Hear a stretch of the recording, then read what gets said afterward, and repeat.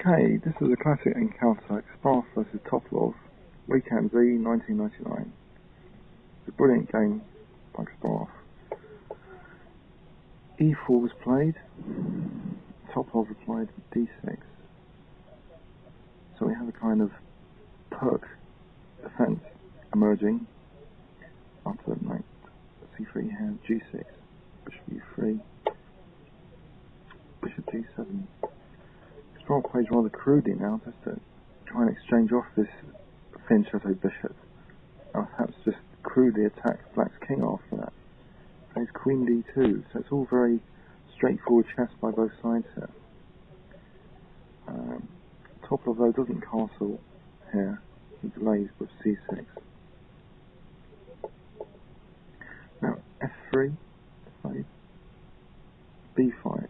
So again, Topalov is delaying castling kingside.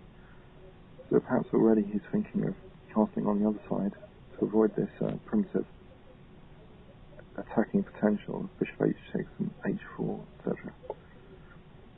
Knight G2, Knight D7.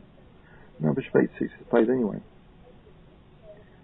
So Topalov takes the opportunity to lure the queen away to H6 and just play bishop E7. Saying to Kasparov, basically, I don't care your queen's there because I'm going to castle queenside. After A3, E5, Black starts to put pressure on these dark squares, which might be felt more because White has given up the dark square bishop, and we've played F3, so these dark squares weaker than usual. Castles, queenside, Queen 7. King B1, A6. So change of plan is needed now. None of this H4 stuff. Instead, different plan. Kasparov played Knight C1. Perhaps with the immediate ideas of Knight B3 and Knight A5. Castles queenside, Knight B3. Now Topalov releases tension in the centre with E takes D4. After rook takes D4, C5. Black's gaining some space. Seems to be an interesting position. Black doesn't seem to have too much to worry about at this moment. Rook retreats. Knight takes D6. Now with perhaps some potential later of D5. Trying to equalise or gain space. G3 gives scope for bishop H3 now. King E8. Prophylactic move just in case bishop H3 check is going to be annoying. Also perhaps the rook can come to C8 and the other one to D8. Knight A5 was played. Bishop A8. Black doesn't want to give up that bishop in a hurry. It should expose some weaknesses potentially on the light squares. Bishop H3. At least it stops this rook C8. But Black now plays D5. Which kind of liberates pieces if he can get away with that. Queen F4, King A7, Rook HE1. So Kasparov's tempting Topalov to play D4 to gain some more space, which is exactly what he did. But Knight D5.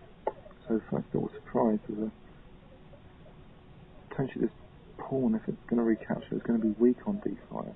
So what is Kasparov up to? After takes, he takes D5. First we have to deal with this threat. Losing queen, so we move Queen D6. However, it's here Kasparov shows some brilliance. Instead of just say Queen takes D6, followed by Rook E7, which might be tempting. Plays an absolutely shocking move. Can you find it? I'll give you 5 seconds. 5, 4, 3, 2, 1. I'll show you now. Brilliant move. Rook takes D4. After C takes D4, Queen, Rook E7 check here. Now, the first point, if Queen takes E7, new variation,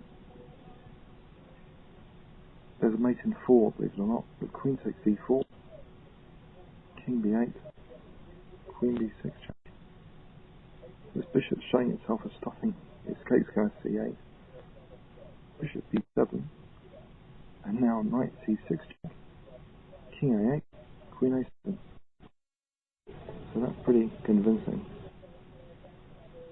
So now we have the king being forced to do something else. King comes to b6. Half plays queen takes d4 check, and another piece bites the dust, but the king is getting sucked up the board in dramatic style.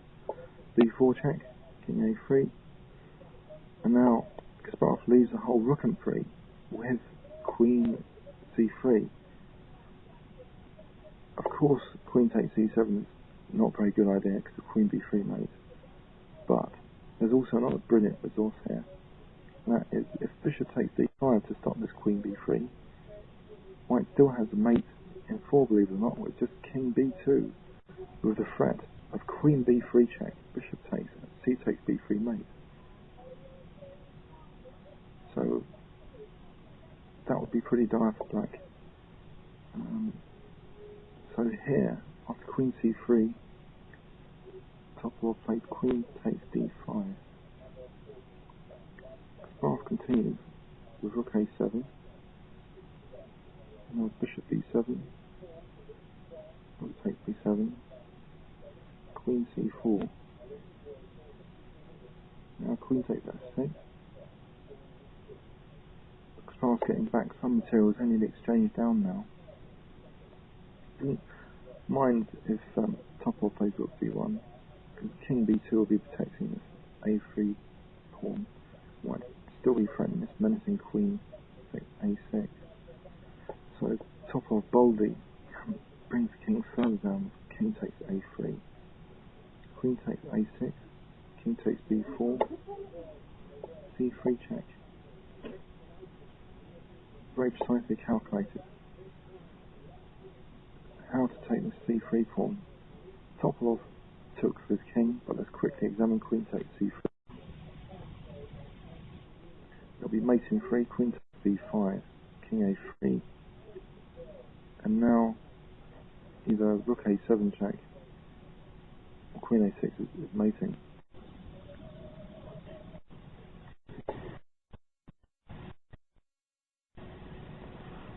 So, you have to be careful how you take this pawn, Topalov. So he took with the king, and after queen a1 check, king d2, we have spectacular suction of the black king down the board. After queen b2 check, king d1, Kasparov now plays yet another brilliant move. He plays bishop f1, fantastic decoy.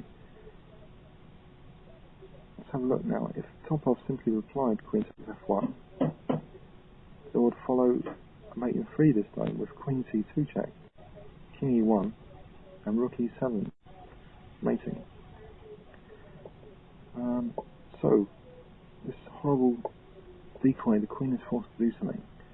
A very useful check. Near queen d3 check or anything. But Topalov decides not to move queen, instead to play rook d2. And here, Kasparov plays yet another brilliant move. He plays rook d7. So now there's a threat of queen takes d2 mate. And if rook takes d7, bishop takes c4, which is how the game continues.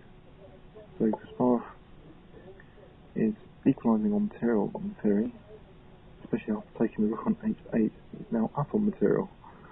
Queen against rook. Difficult for black now to be such material deficit. He plays rook d3. Kasparov is now bringing the queen back into the game with queen a8. Queen a4 check. And now he makes plans at f4. f5, king c1, rook d2. Kasparov just plays queen a7 with queen g1 check or queen e3 check. Topalov's had enough here. Material down. He's now off. Superbly played game by Kasparov.